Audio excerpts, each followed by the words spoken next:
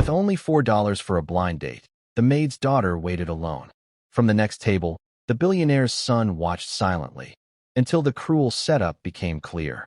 She had $4, a second-hand dress, and a reservation at one of the city's most exclusive restaurants. For 17-year-old Claire Donovan, a maid's daughter on scholarship, this blind date felt like a dream.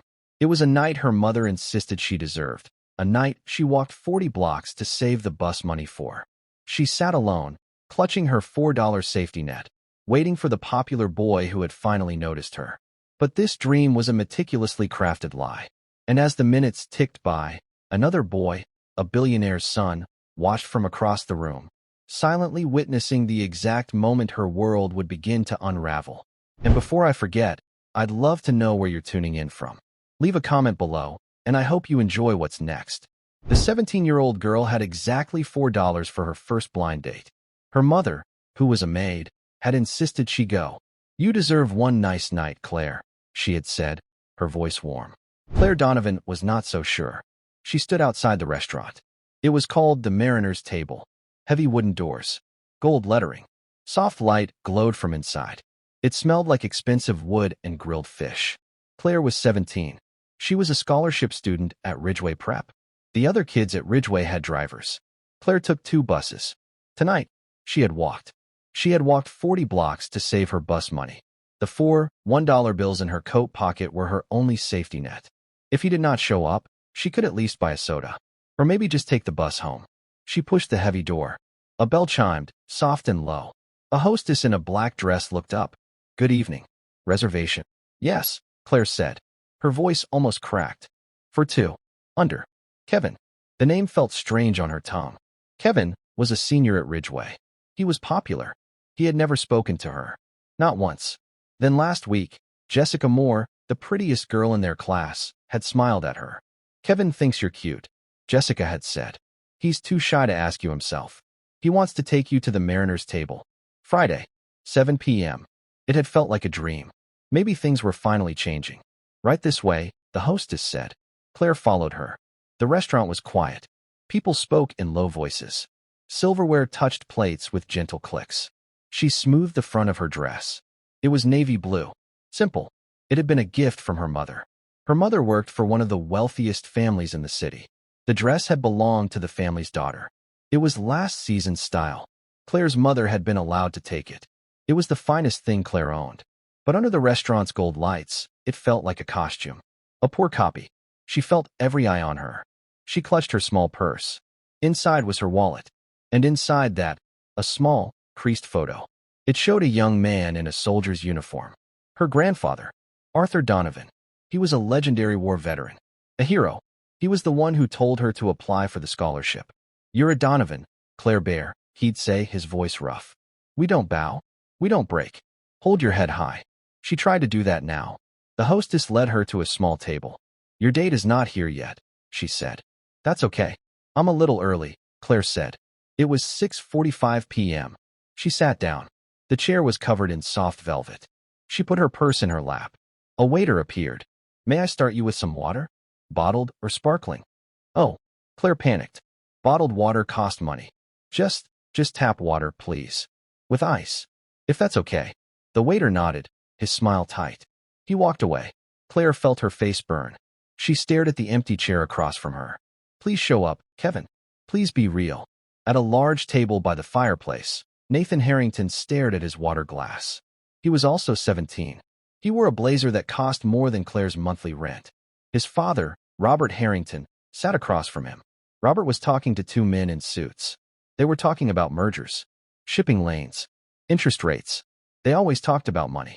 Nathan felt the boredom deep in his bones. It was a cold, heavy thing. He was supposed to be here, supposed to be listening, supposed to be learning how to be a Harrington. It felt like learning to be a ghost. His father was a billionaire. The Harrington name was on museums, on libraries, on the side of the prep school Nathan attended. He was trapped by a name he never asked for. Then he saw her walk in. He watched the hostess lead her to a table. He knew her, not her name, but he knew her face. She was from his school, Ridgeway Prep. She was one of the scholarship kids, the ones who ate lunch fast and vanished, the ones who never spoke in class unless a teacher forced them. She was in his American history seminar. She always sat in the back, by the window. She wore a simple blue dress. She looked terrified, but she also looked proud. She sat with her back straight. It was a strange, powerful mix. He watched her order water. Just tap water, please. He had never heard anyone order tap water here. His father always ordered sparkling water from Italy. Nathan, are you listening? Robert Harrington's voice was sharp. Yes, sir, Nathan said. He looked back at his father. Shipping lanes. His father nodded, satisfied. He turned back to his guests. Nathan's eyes drifted back to the girl. She was pretending to look at the menu, but her eyes kept flicking to the door. 15 minutes passed. It was 7 p.m. Claire's tap water was gone. The ice had melted. She was afraid to ask for more. She checked her phone. No messages. She read the last message from Jessica. He's so excited. Have fun. Claire smiled at the message. It helped. It made it feel real. At 7:15 p.m., she sent a text to the number Jessica had given for Kevin. Hey, I'm here. At the table. No reply. She folded her napkin in her lap, then unfolded it, then folded it again. A couple sat down at the table next to hers. They ordered a bottle of wine. They were laughing. Claire felt very small. At 7:30 p.m., she called the number. It rang once, then went to voicemail.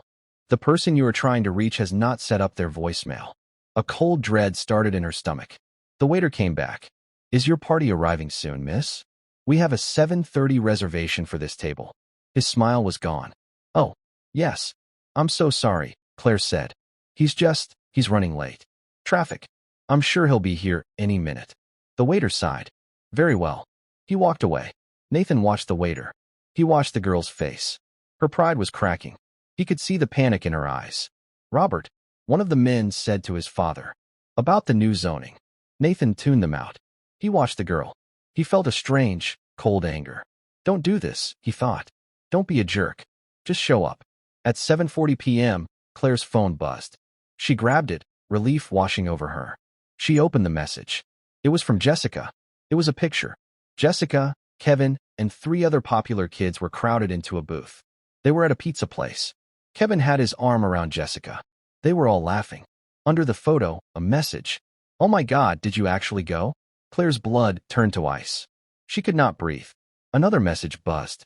We had to see if you'd do it. A maid's daughter at the mariner's table. That's so funny. Another.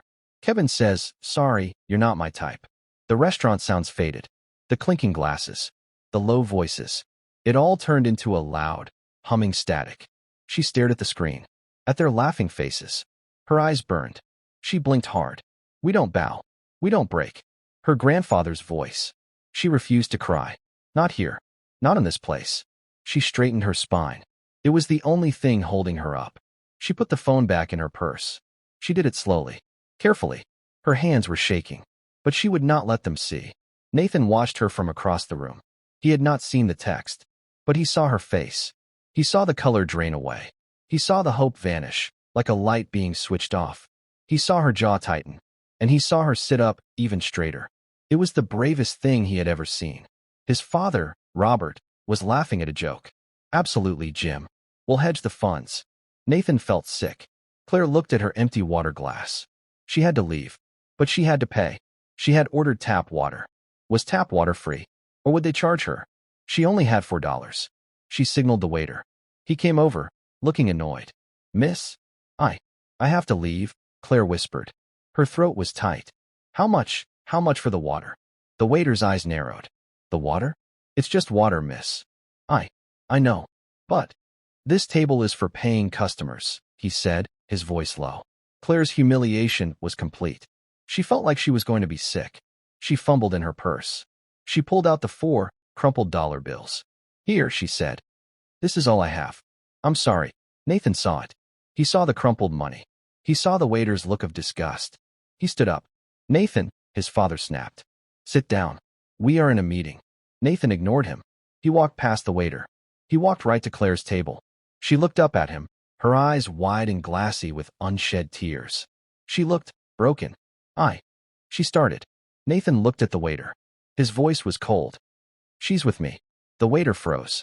He looked from Nathan's expensive blazer to Claire's simple dress.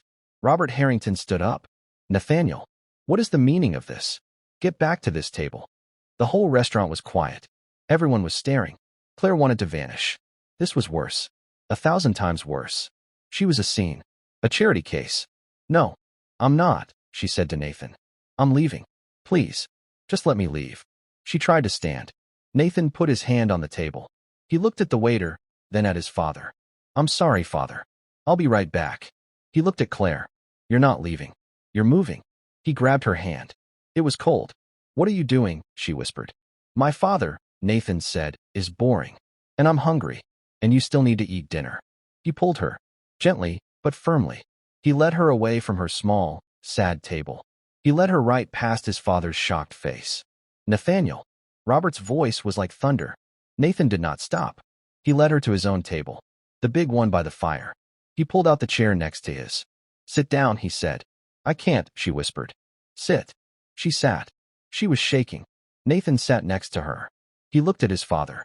He looked at the two shocked businessmen. Father. Gentlemen. Nathan said, his voice perfectly calm. This is my friend. She'll be joining us for dinner. Robert Harrington stared at his son. He looked at Claire. He saw her cheap dress. Her red-rimmed eyes. He was furious. But he was in public. He forced a smile. It looked painful. Of course. Welcome. The waiter rushed over. He put a new napkin down for Claire. He filled her water glass. With bottled water this time. Claire stared at the table. She could not look at anyone. So, Nathan said, as if nothing had happened. You were saying something about shipping lanes, father? Robert Harrington's forced smile was a cold, tight line. He looked at his son. He looked at the girl. The two businessmen, Jim and Mark, looked at their plates. The conversation about zoning had stopped. The air at the table was thick. Claire felt like she was underwater. The sounds were muffled. Her heart beat a heavy, slow drum against her ribs. She was sitting at a billionaire's table. She was wearing a second-hand dress. She had $4 in her pocket. And she had just been the victim of a cruel, cruel joke. Nathan seemed untouched by the silence. He acted as if this was normal. As if he invited strange, humiliated girls to his father's business dinners all the time. A new waiter, not the one who had shamed her, appeared. He was older, with a kind face. He quickly set a new place for Claire. May I get you the menu, miss? He asked. No, Nathan said, his voice easy. She's having what I'm having. The salmon. Medium. And another sparkling water. Very good, Mr. Harrington, the waiter said. He vanished. Claire stared at the white, empty plate in front of her. She wanted to slide under the table. Mr. Harrington. Of course. This was Nathan Harrington. She knew the name. Everyone at Ridgeway Prep knew the name. The Harringtons were Ridgeway Prep. They had funded the new library, the science wing, the gymnasium.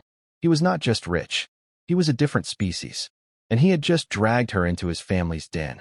Robert Harrington steepled his fingers. He placed them on the white tablecloth. He observed Claire. He was not just angry. He was assessing. He looked at her simple dress, her scraped-back blonde hair, her hands, which were clenched together in her lap. So, miss? Robert's voice was smooth. Like oil. Claire swallowed. The lump in her throat felt like glass. She looked at him. She would not be weak. Not now. We don't bow. We don't break. Donovan, sir, she said. Her voice was quiet, but it was clear. Claire Donovan. Donovan. Robert tested the name. You attend Ridgeway, I presume? With my son. He knew she did. He was testing her. He was seeing if she would lie. Yes, sir, Claire said. On a scholarship. She said the word scholarship like a shield. It was the truth. It was her armor. It was the one thing that proved she belonged there, even if she was different. Nathan glanced at her. A flash of something, respect, crossed his face.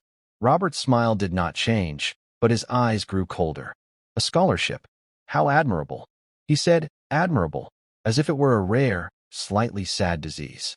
Jim, one of the businessmen, cleared his throat. He was desperate to change the subject. Robert, as I was saying about the Port Authority, the zoning is... In a moment, Jim, Robert said. He never took his eyes off Claire. I'm just getting to know my son's guest. He turned his full attention back to her. It felt like a spotlight. Hot and blinding. And your parents, Miss Donovan? What is it they do? This was it. This was the question. The one that separated her from everyone else at Ridgeway. The one that defined her. Nathan tensed beside her. Father, that's not. I'm asking the young lady, Nathaniel, Robert said. Claire looked down at her plate. She saw her mother's hands. Red. Chapped from cleaning solutions. Tired. She saw her mother getting up at 5 a.m. to catch the first bus. She saw her mother packing Claire's lunch, always making sure Claire had an apple, even if it meant she didn't have one. The shame was instant, and it was overwhelming. Then she felt something else. A hot, sharp anger. She was the daughter of a good woman, a hard-working woman. She lifted her chin. She looked Robert Harrington right in the eye. "My mother is a maid, sir," she said. "She works for the Wallace family, on the East Side." The silence that followed was absolute. Jim and Mark stared at their water glasses. They seemed to be trying to disappear. Nathan closed his eyes for a brief second. Robert Harrington's mask finally slipped. A small, almost invisible muscle twitched in his jaw. He finally understood. This was not a game. This was not a rebellious girlfriend from a poorer, rich family. His son had brought the daughter of a servant to his table. In public, during a business meeting. "I see," Robert said. The waiter returned. He placed a large, beautiful plate in front of Claire. A piece of salmon sat on a bed of green vegetables. It smelled like lemon and herbs. It was the most expensive-looking food she had ever seen. She knew, with certainty, that she would not be able to eat a single bite. "This is ridiculous," Nathan said. His voice was low and angry. He was not looking at Claire. He was looking at his father. "Nathaniel," Robert warned. "You invite me to these lessons," Nathan said. "You tell me to listen. Then you do this. You interrogate her." "I am having a conversation," Robert said. "No," Nathan said. "You're not. You're passing judgment." Claire felt she was watching a tennis match between two lions. She could not stay. She could not be the reason for this. She had faced the humiliation from Kevin and Jessica. She would not now sit here and be inspected. She put her napkin on the table. Gently. "Thank you for this," she said. Her voice was shaking, but she held it steady. "It's a beautiful meal, but I have to go." She stood up. The velvet chair scraped quietly. Robert looked annoyed. "Sit down, young lady. You haven't eaten." It was a command. He was used to people obeying. "No, thank you, sir," Claire said. "I've lost my appetite." Nathan stood up with her.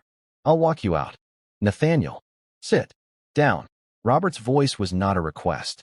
It was thunder. The entire restaurant was watching them now. The quiet couple, the businessmen, the waiters. Nathan looked at his father. It was a long, silent moment. The son challenging the father. "No," Nathan said. He reached into his pocket. He pulled out a $20 bill. He threw it on the table. "For her water," he said. It was a sharp, defiant act. It was an insult. It was meant to be. Robert Harrington's face turned a dark, angry red. "Let's go," Nathan said to Claire. He didn't grab her hand this time. He just put his hand on the small of her back. He guided her. He shielded her. He walked her through the maze of tables, past the staring faces, past the hostess, who looked terrified. He pushed the heavy wooden door. The cold night air hit Claire's face. It felt like waking up. She stumbled onto the sidewalk. She took a deep, ragged breath. The air smelled like car exhaust and the city.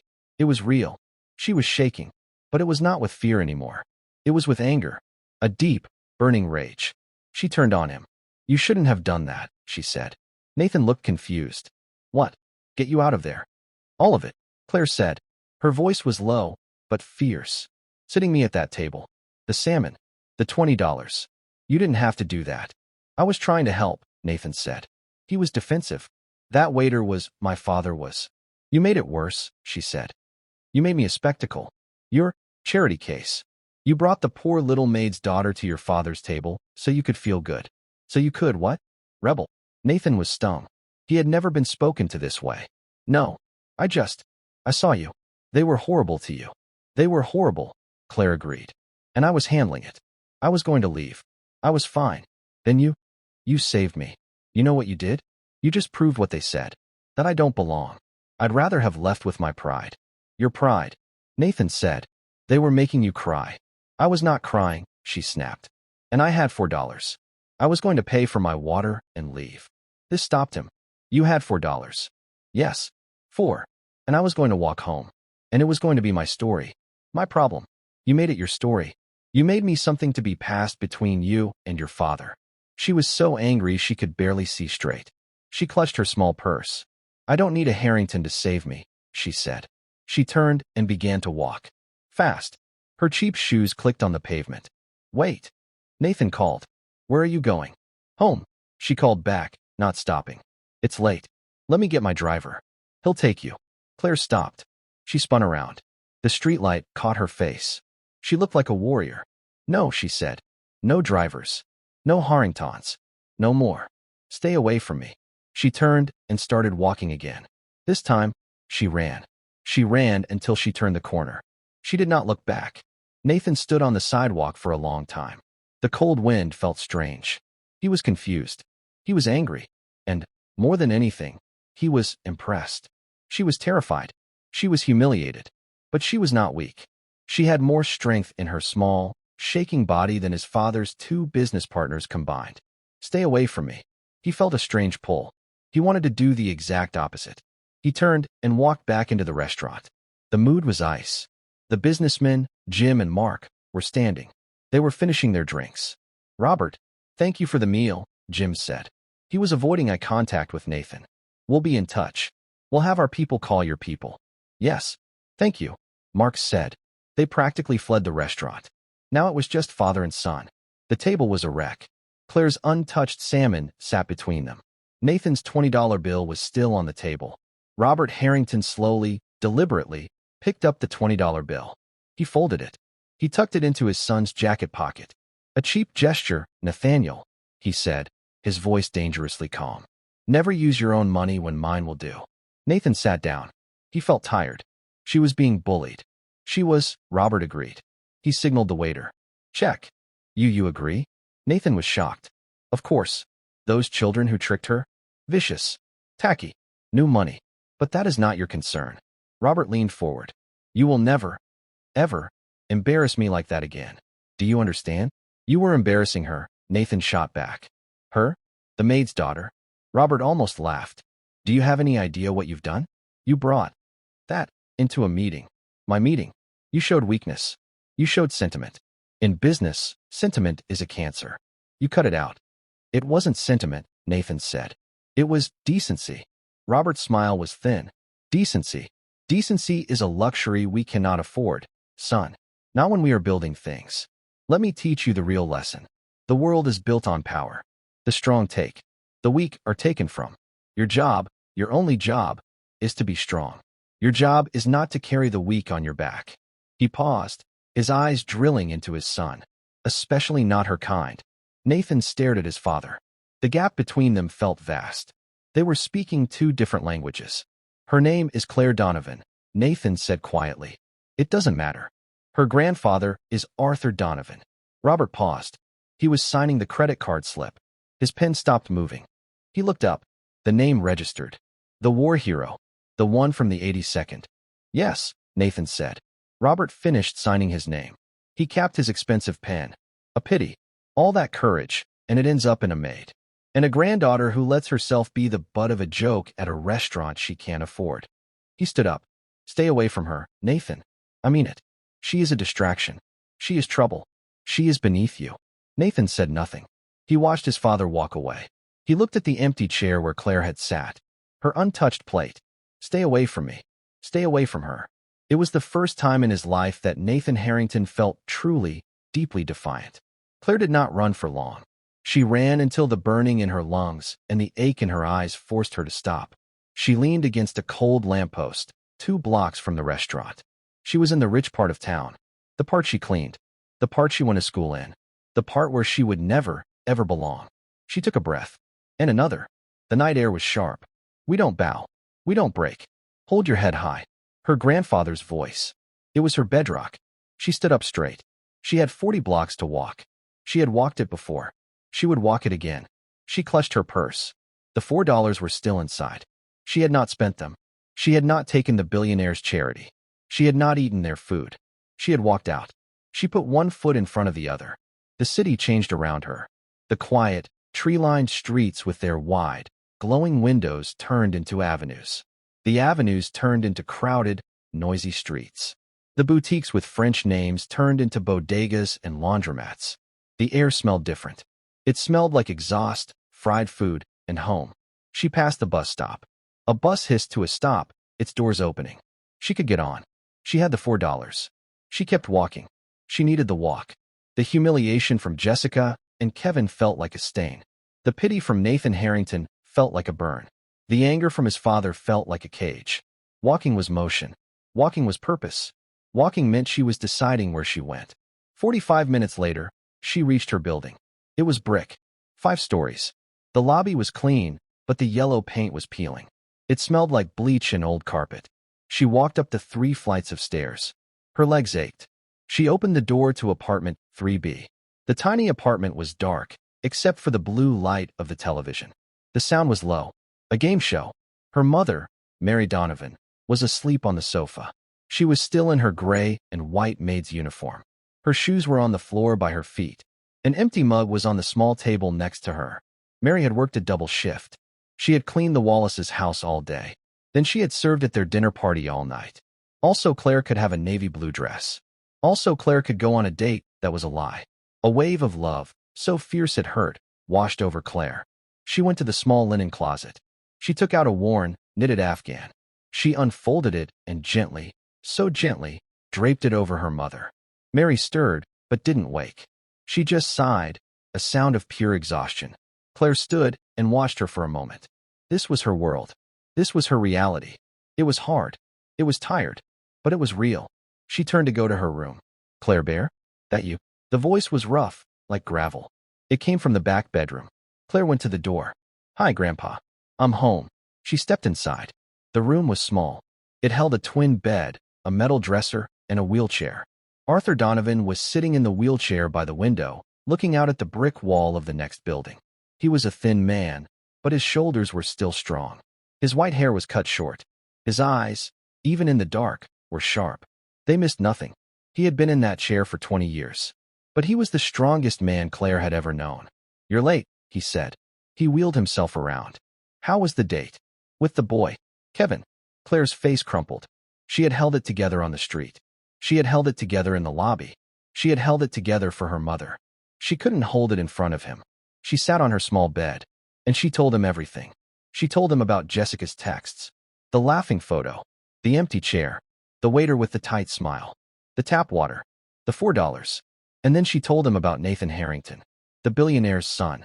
She told him about being dragged to the big table, the questions from the father. My mother is a maid, sir. The untouched salmon, the $20 bill. She told him about walking out, about yelling at Nathan on the sidewalk. She told him everything. When she was finished, the room was quiet. She was crying now, silent tears of shame and anger. Arthur Donovan was not looking at her with pity. His face was hard. His jaw was set. He wheeled his chair closer. He put his large, wrinkled hand on her knee. You're a Donovan, he said. His voice was a low rumble. We have a proud name. We served. We fought. We never, ever, let anyone tell us what we are worth. He looked her in the eye. Did you cry in front of them? No, Grandpa, she whispered. I waited. I'm crying now. That's all right, he said. You're allowed to bleed at home, but not on their battlefield. He squeezed her knee. That billionaire. The father. He asked what your mother did. Yes. And you told him? You didn't hide it. I told him. I said she's a maid. Good girl, Arthur said. Good. You never, ever be ashamed of your mother. She works harder than that man ever has. She works with her hands. That's real. He just moves numbers around. He paused. And the boy, the rich one, Nathan. I told him to stay away from me, Claire said. He tried to give me a ride. He made it worse. He made me his charity project. Arthur nodded. Slowly. He's a Harrington. I know that name. Old money. Built this city. They're different, Claire. They're not like us. His father, Robert, he's a shark. And that boy? He's the shark's son. You were right to tell him to stay away. He tapped her knee again. Now, this is what you do. You're going to sleep. And on Monday, you're going to wake up. You're going to put on that scholarship kid uniform. And you're going to walk into that snake pit. That Ridgeway prep. Grandpa, I can't, she whispered. They'll all know. They will know, he said. His voice was iron. And you will let them. You will walk past them. You will hold your head so high your neck hurts. You will look through them. You know why? Because they are hollow, Claire. They are cheap. They are built on jokes and their daddy's money. You are solid. You're a Donovan. You are built on something real.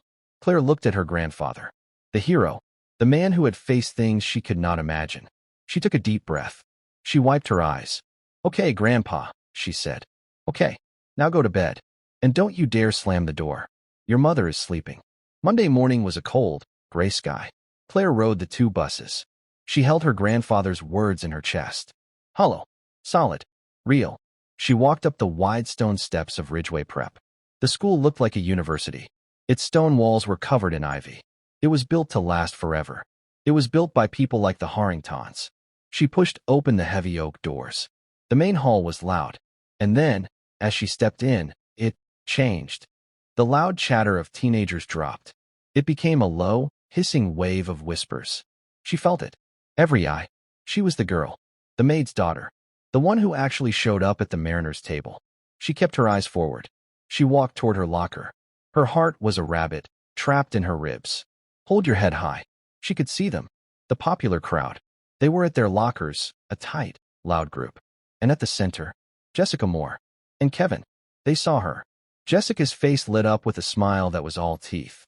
It was a predator's smile. She stepped away from her friends. She walked right into Claire's path. Claire, she said, her voice bright and fake. Oh my God. I've been texting you.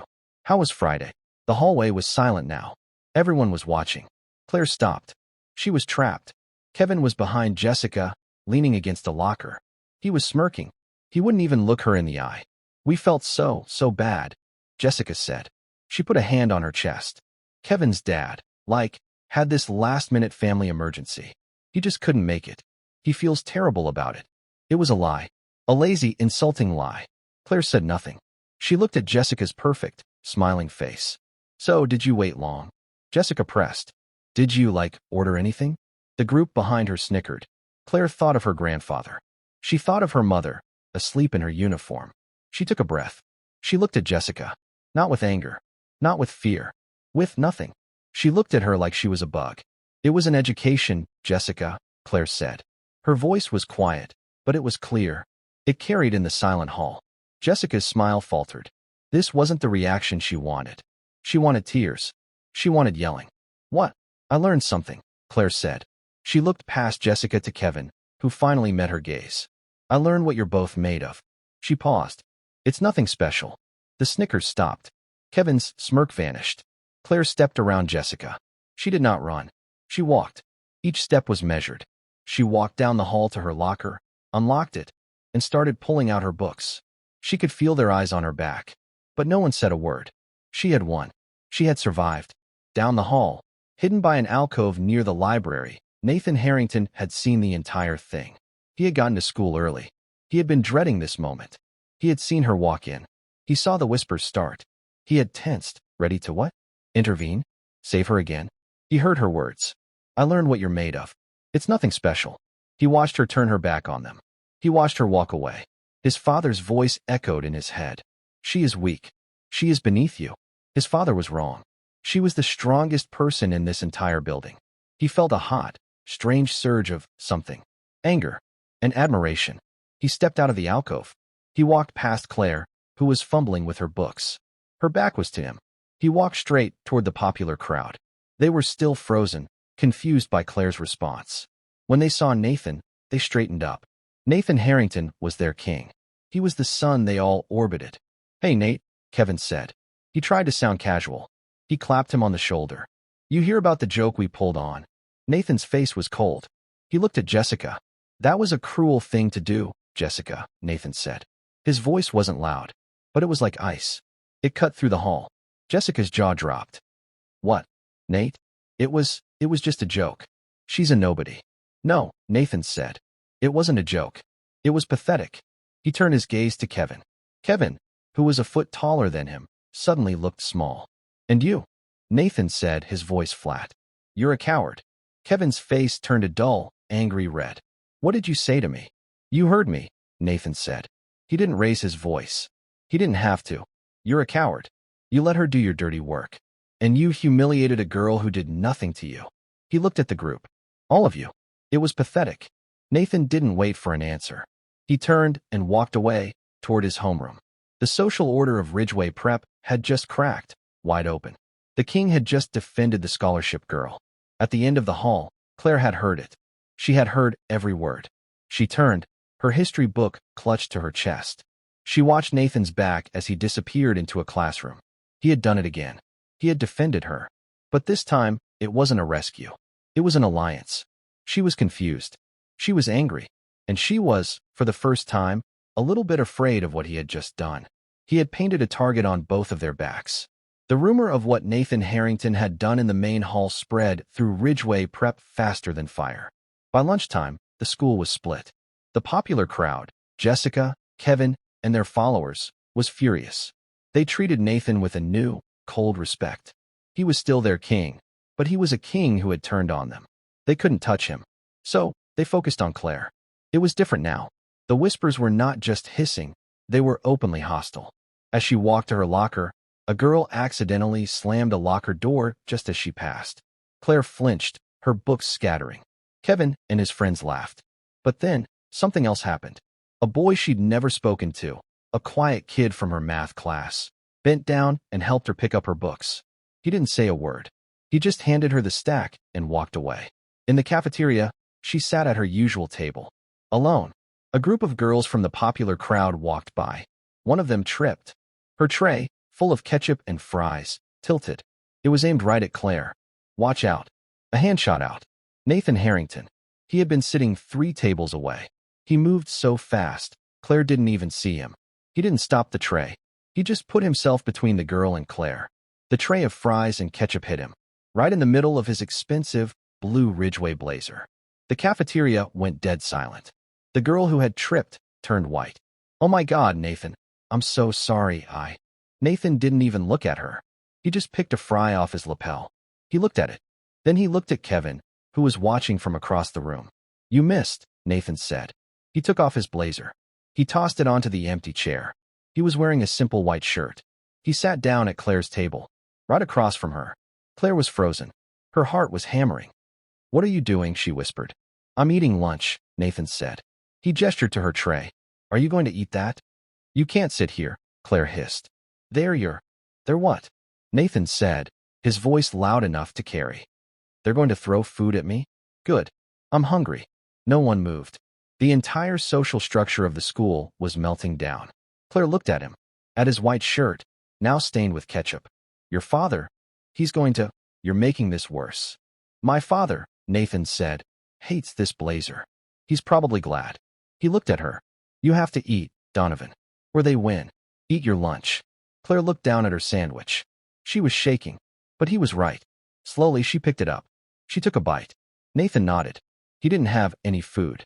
He just sat there, a king in a stained shirt, sitting at the scholarship table. He was a guard, a silent, defiant guard. He didn't speak to her for the rest of lunch. He just sat, and for the first time, no one bothered her. They just stared. The library was Claire's only safe place. It had high ceilings and smelled like old paper and floor wax. The rule of silence was the only rule that everyone at Ridgeway respected. She went there during her free period. She needed to escape the eyes, the whispers, the sudden, terrifying protection of Nathan Harrington. She hid in the American history aisle. She was working on a paper. She needed a book from the top shelf. The Great Gatsby. She stood on her toes, her fingers just brushing the spine. It was a book about a poor man staring at a rich girl across the water. It felt too real.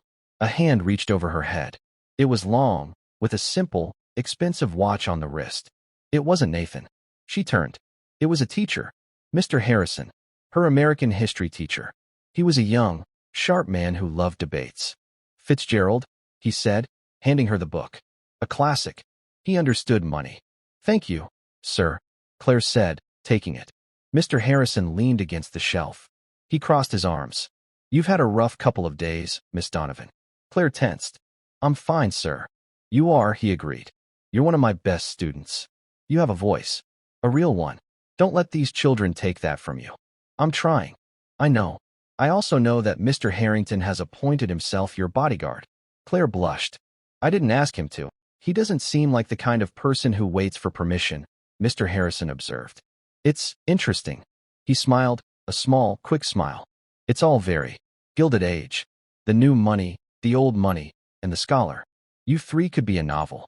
He was talking about her, Nathan, and Jessica. I just want to be left alone, Claire said. That's the one thing you won't be? I'm afraid, Mr. Harrison said.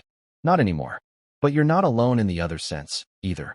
The faculty, we see what's going on. We know who you are. Keep your head up. And keep handing in good work. He nodded and walked away.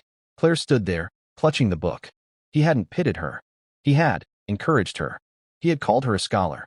She felt a small, hard kernel of hope. That afternoon, Claire was called to the headmaster's office. This was it. Her scholarship. Her mother's job. It was all over. Her grandfather's words, hold your head high. She held on to them like a life raft. She walked in. Headmaster Davies was a thin man with a kind, worried face. Miss Donovan, please sit. You are not in trouble, he said immediately. Claire sat. She didn't believe him. I have had a very clear communication from Mr. Robert Harrington. Claire's blood ran cold. The father, the shark. He wants me expelled, doesn't he? She said. It wasn't a question. What? No. Good heavens, no. Mr. Davies looked genuinely shocked. Quite the opposite. Mr. Harrington, he was very clear. He is displeased. With me? No, Miss Donovan. With the situation. With Miss Moore. With Mr. Fletcher. With the disruption to his, how did he put it? The school's academic atmosphere. Mr. Davies folded his hands on his desk. Mr. Harrington called me this morning. He said, and I quote, that Donovan girl is on a full scholarship for a reason. See to it that she is left alone to do her work. He has made it abundantly clear to the entire board, including Mrs. Moore and Mr. Fletcher's parents, that any further harassment of you will be met with his full displeasure. Claire was stunned. He's protecting me? Mr. Harrington is not protecting you, Miss Donovan, Mr. Davies said gently. He looked sad. He is protecting his son. He is protecting the school's reputation. He is cleaning up a mess. He does not want a scandal. He does not want his son distracted by this. He meant her. She was this. You are, in effect, to be left alone, the headmaster continued. By everyone. Consider yourself in a very strange, very safe, very cold bubble. Claire left the office.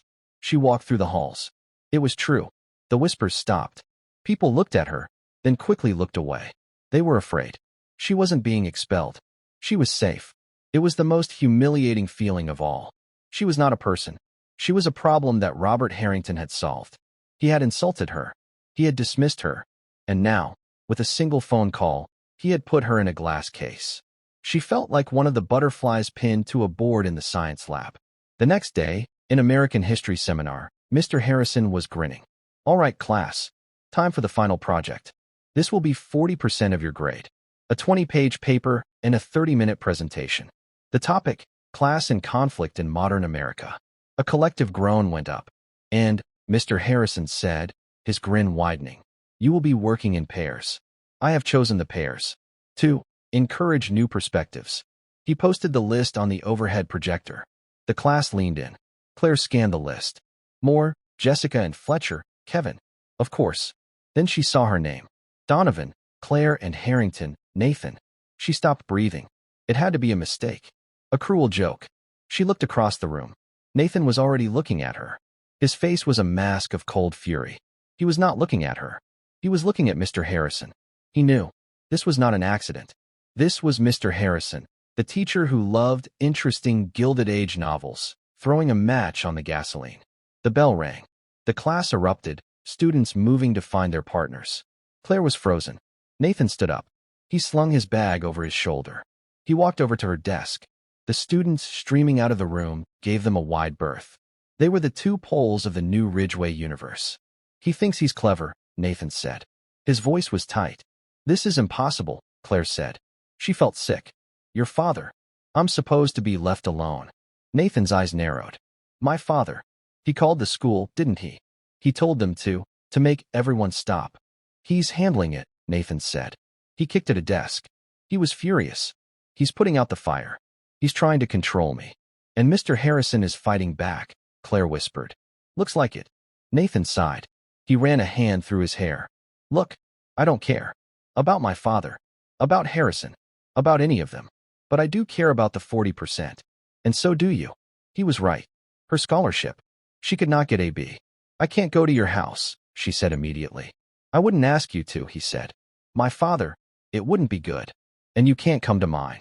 She thought of the tiny apartment, her mother on the couch, her grandfather in the wheelchair. The shame was instant and hot. Fine, Nathan said. The public library. Downtown. Saturday. 10 a.m. We'll plan the whole thing. We'll get it done fast. He looked at her. We're partners, Donovan. That's all. This is just a grade. Just a grade, she repeated. Be there, he said. He walked out, leaving her alone in the classroom. She put her head down on the desk. Her safe, cold bubble had just burst. Her number one enemy had just made her safe. And her only ally was now her project partner. Her grandfather's voice came back to her. You're a Donovan. You're solid. You're real. She stood up. She packed her bag. She would go to the library. She would get her A. And she would never, ever speak to Nathan Harrington again after it was done. Saturday was bright and cold. The downtown public library was a huge, old building made of marble. It was a palace for everyone. Claire arrived at 9:55 a.m. She found a large oak table in the main reading room. The ceiling was painted with clouds. The only sound was the rustle of newspapers and the quiet thud of books being closed. Nathan arrived at 10 a.m. on the dot. He did not look like a Ridgeway prep student. He wore simple jeans, a gray sweater, and a plain black coat. He carried a leather messenger bag. He looked like a normal college kid. He sat down across from her. The table was wide. It felt like a barrier. Donovan, he said. Harrington, she replied. They sat in silence for a long moment. Okay, Claire said. She pulled out a notebook. She was all business. A 20-page paper. 40%. We need an A. We'll get an A, Nathan said. He pulled out his own laptop. I've been thinking about the outline, Claire said. She pushed the notebook toward him. We can't just talk about, rich and poor. It's too simple. Nathan read her notes. He was surprised. She had broken the topic down. Economic stratification. Inherited responsibility versus earned opportunity. Social mobility. The invisible labor force. The invisible labor force, he read aloud. What's that? My mother, Claire said, her voice flat. The people who clean the houses, serve the food, drive the cars. The people you see, but you don't see.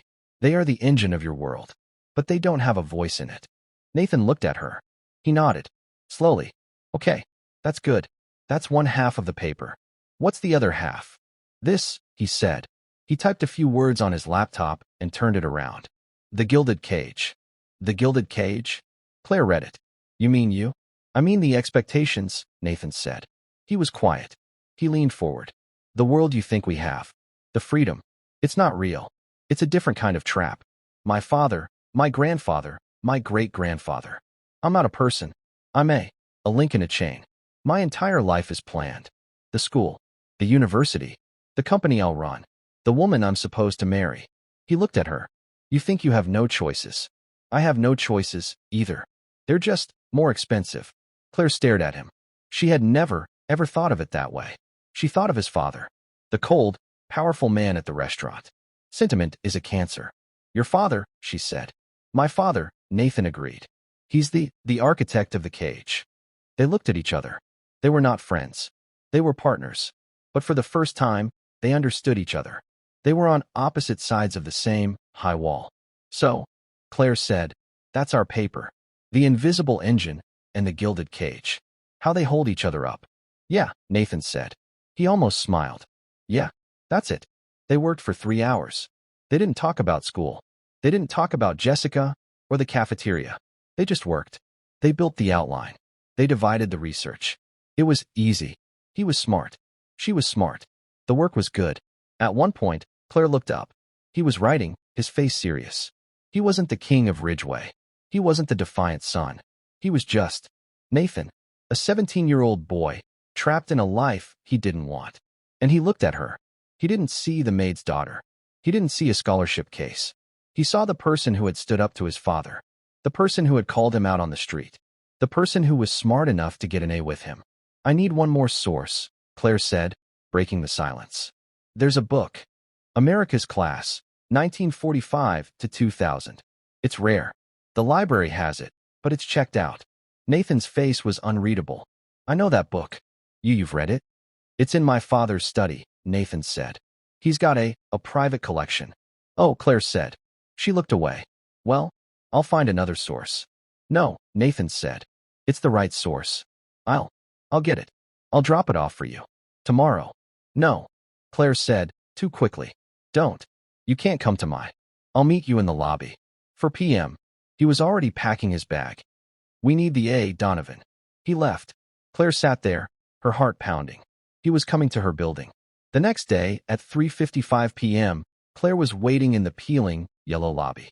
She was sick with nerves. The door opened. Nathan Harrington walked in. He looked wrong. In her building. He was too clean. Too expensive. He held the thick, dark blue book. Donovan, he said. Harrington, she said. She reached for the book. Just a minute, Claire Bear. The voice was like gravel. Claire froze. Her grandfather, Arthur Donovan, wheeled himself out of the slow, grinding elevator. He was in his chair, dressed in clean, pressed trousers and a collared shirt. He had shaved. He rolled to a stop between Claire and Nathan. He looked up at the boy. Arthur was thin, but his presence filled the lobby. Grandpa, Claire whispered. This is Nathan. He's my project partner. Arthur looked at Nathan. He looked at him for a long, hard 10 seconds. He was not looking at a boy. He was looking at a man. He was assessing him. Harrington, Arthur said. I know your name. Sir, Nathan said. He stood straight. He did not look away. You're Robert Harrington's son, Arthur stated. Yes, sir. I am. I knew your grandfather, Arthur said. We served on a board together. Years ago. Before this. He tapped the arm of his chair. He was a tough man. But he was fair. So I've been told, sir, Nathan said. Arthur nodded. You brought Claire a book. Yes, sir. For our project. Nathan held it out. Claire reached for it. But Arthur put his hand up. Wait. Arthur looked at Nathan again. You're the one. The restaurant. And the school. Nathan didn't answer. You took a tray of food for my granddaughter, Arthur said. Nathan's face was unreadable. Ah, yes, sir. Why? Nathan was silent. He looked at Claire, then back at Arthur. Because, sir, it was wrong. What they were doing. It was pathetic. He used his own word. Arthur stared at him. The old man's eyes were sharp. They saw everything. You're right, Arthur said. It was. But you embarrassed your father. You stood against your own people.